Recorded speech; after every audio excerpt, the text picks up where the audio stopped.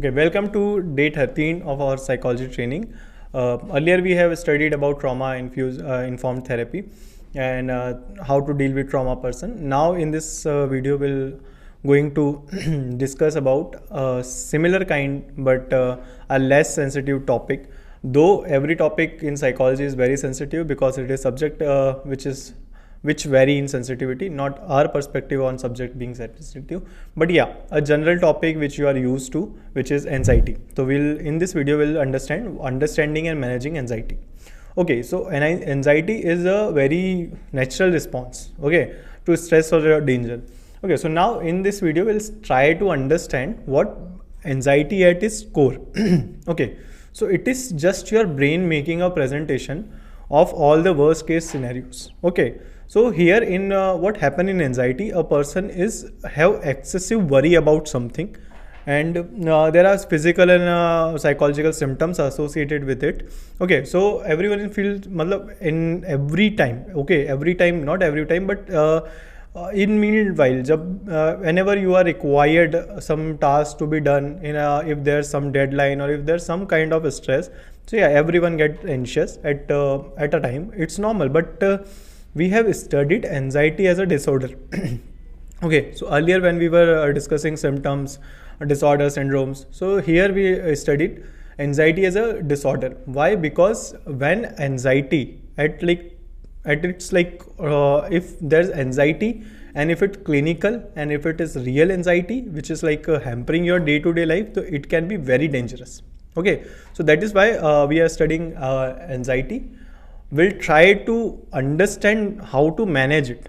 Okay, if we understand the core of anxiety, we'll try to understand how to manage it.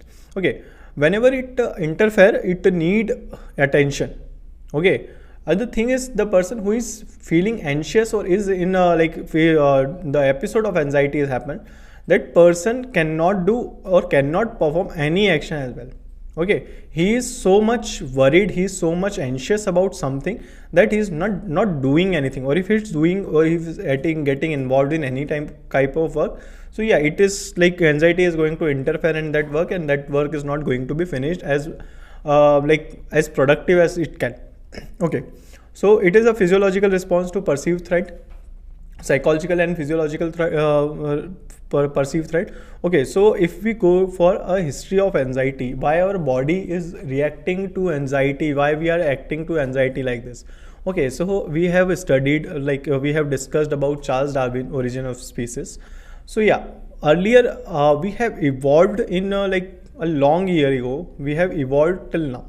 Okay, so earlier there was people were living in where in forest. Okay, they were hunting people, they were hunting animals, and their kind of stress or like this. Okay, so there was a threat every time associated with that person. Okay, if a person is seeing a snake, if a person is seeing a wildfire, or if a person is seeing some horrible kind of animal, or if is having interaction with a lion or something, so at that time there are a lot of physiological responses which are required by the body. Okay, if you see a lion, whenever in origin of species we have studied, if a person sees a lion, so what happen is the heart rate goes up. Why? Because now more blood is required for the body. Okay, the bowel should be emptied. Okay, there should be, the body should be calm. Okay, there should be required stamina. So body act in a way. Okay, so similarly we have evolved till now there's no lion we have to fight, but still if there's a threat, our body, because of this evolutionary perspective, our body reacts similarly to it. Okay, that is why the person is so concentrated on simple tasks like completing a homework or something. Similarly, if he is seeing a lion or something, now you understand what anxiety is, what anxiety at its core is. Okay, we can't say a person to be be calm, don't panic when he is in front of lion. So similarly, if the person is having some kind of anxiety because of some exam pressure or something, so we can't say him just be calm down, that's nothing. Why? Because similarly for him or her, it is like seeing a lion or facing or fighting with a lion. Okay, so persistent worry and fear without even knowing the real danger. The real danger was earlier, but we have now evolved. Now there's no real as such danger present, but still the body reacts in a way. So the person required a shift of idea, a shift of point of view, and a physiological relief at the same time. Okay, so this is why, because physiologically and psychologically both the anxiety is hampering a person, that is why it is required very much attention whenever it happens. Another thing is ki, if the person surviving is going through an anxiety episode, if it goes for too long, it can become a panic disorder, it can become a panic attack.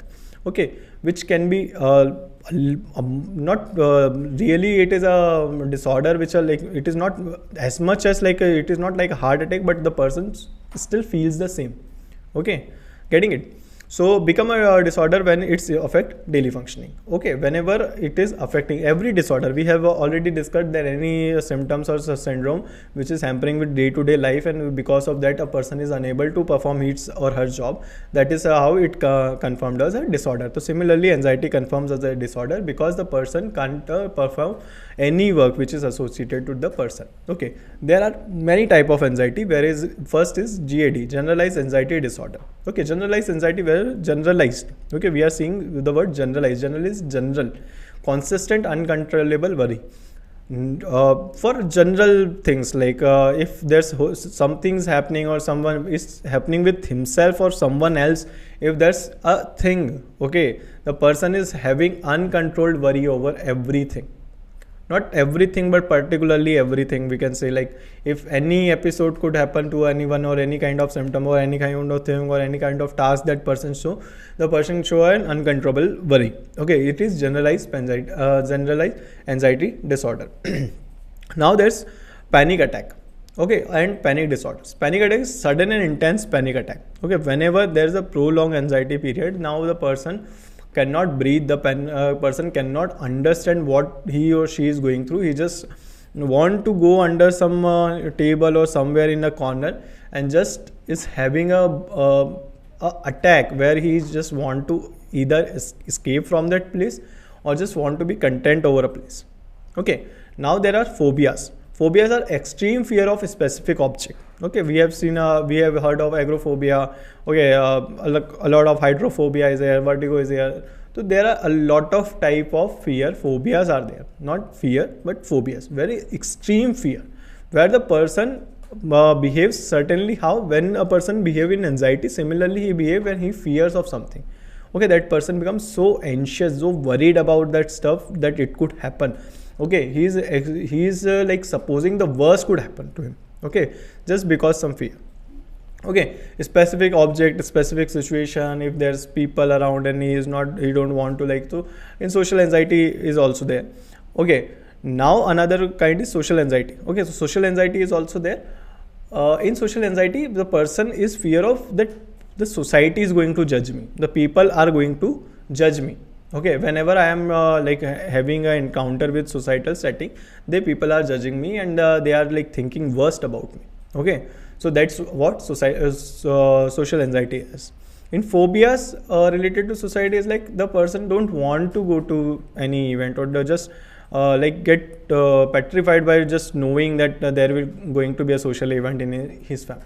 Okay, now what are the symptoms of anxiety? So as we have already discussed, there are going to be psychological and physiological symptoms. Psychological is going to be restlessness, constant worry, irritability. The person, if we are like talking about anything else, the person is very irritated because he is now in a space where he is like having really bad trouble in his mind. And if we try to connect that person, if we try to connect over any other object, that person won't be feel connected, and he'll feel irritated. If we are anyway involving him or her in any activity, he'll get irritated by it. The person cannot trouble, the person cannot concentrate on anything, and at the same time the person cannot sleep. Okay, because now understand, if someone is seeing a like a lion, that person will be in constant worry, very concentrated over lion only, and other than lion he cannot concentrate on anything else. He cannot sleep in front of a lion.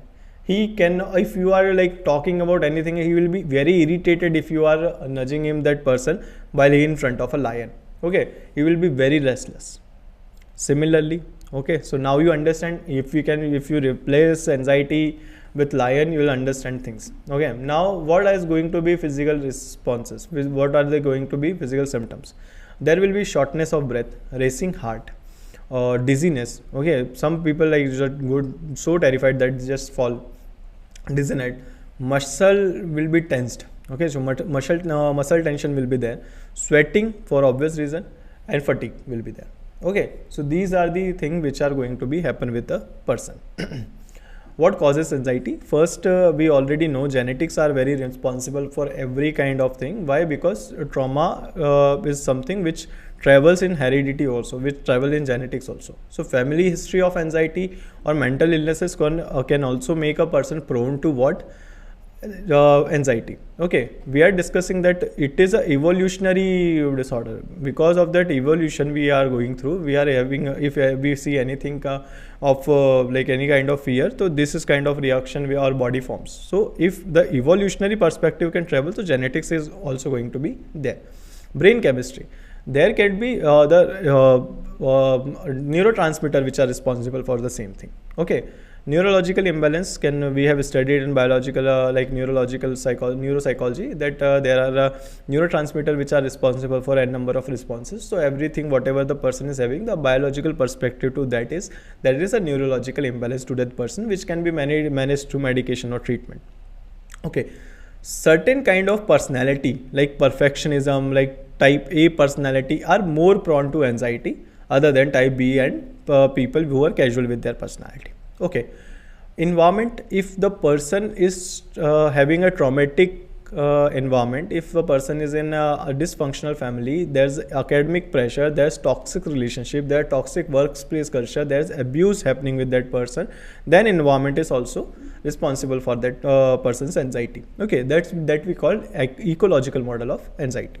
Okay, now if there's a lifestyle which is where a person not having a good sleep, okay, he is binge watching some events, caffeine intake is very high, okay, lack of routine is there, the person is not having anything scheduled, he's just go on the go and he's just panic at the time, okay, everywhere he is going he is being late or something. So this kind of behavior might possible because of the person's routine. Because of this kind of behavior, the person could have anxiety also.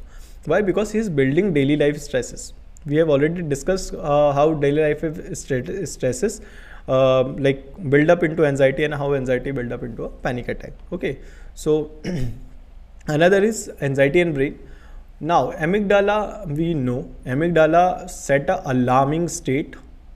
Our body is set to alarming state. Why? Because now there is a emotional upsurge. Okay, so anxiety activates brain's alarm. Why? Because now we have to be very particularly like according to body and according to evolutionary psychology, we have to be very concentrated on the fear which is coming. Okay, so that is why brain set a alarm, or amygdala set brains on a alarming state. Okay, now when you see a lion, there will be a rush of emotion, rush of like blood flows will be very high and everything, and you will have a fight or flight response. Okay, either you will fight with that person with that lion, or you will flight with that. Okay, which means you are not gonna fight and you're just gonna run. So for both the things you need some kind of bodily functions. Okay, so similar kind of bodily function will happen in your body. Chronic activation leads to long-term anxiety. If there's like if neuroplasticity develops a pattern, okay, and now because of that chronic activation of anxiety, now there is going to be a prolonged long-term anxiety. Why? Because now we have developed a neural pathway. At the same time, we have developed some chronic conditions where our body, like hydro sweating is there, or there kind of like a lot of kind of physical symptoms which developed into another disease. Okay, so that is why a prolonged anxiety can also be there, because of some somatic chronic changes, and because of neural pathway changes. Okay, brain struggles to now brains doesn't understand what is the real or what is imagined threat. Okay, for brain, threat is something where we have to do this bodily functions. So that is why there is fear.